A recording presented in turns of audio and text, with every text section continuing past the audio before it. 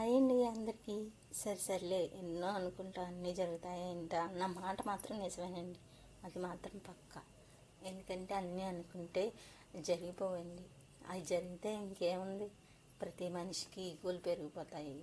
నేను అన్నది కరెక్ట్ అనే మాటే వస్తుంది. అవన్నీ అందుకని దేవుడు కూడా అన్నీ జరిగేటట్టు చేయడండి. ఇది మాత్రం నిజమే. నిన్న నా పుట్టినరోజు అండి. మంచిగా ప్లాన్ చేశా. అంటే ఎప్పుడు ప్లాన్ చేయను, అలాంటిది ఈసారి ప్లాన్ చేశా. బర్త్డే రోజున బ్లౌజు కొత్త శారీ కట్టుకుందాము అని బ్లౌజ్ కూడా కటింగ్ చేశా.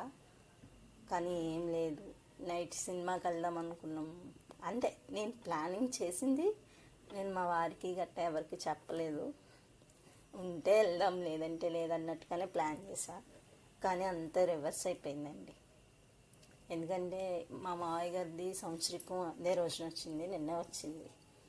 మరి సంవత్సరం పెట్టుకొని ఇలాంటివి చేయకూడదు, అంటే కొత్తవి కట్టుకోకూడదు ఉంటాయి కదా. అందుకని ఏం చేయలేదు. అంతా మంచిగానే జరిగింది, అయిపోయింది. ఆయన పూజ అయిపోయిన తర్వాత మా కులదైవం అయిన కొట్టసత్తం తల్లి గుడికి వెళ్ళాము.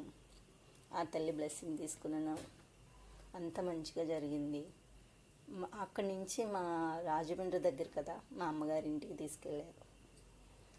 మేము మధ్యాహ్నం లంచ్ అక్కడే చేస్తాము. అంతా ఏం లేదు, లంచ్లో పప్పు బెండకాయ కూర అంతేనండి. అంతకుమించి ఏం చేయలేదు. చేయకూడదు, నాన్ వెజ్ గట్రా తినకూడదు, అందుకని ఏం తినలా. ఈ వీడియో మీకు నచ్చితే లైక్ చేసేసండి. మరి ఉంటా, bye. Thank you for watching video.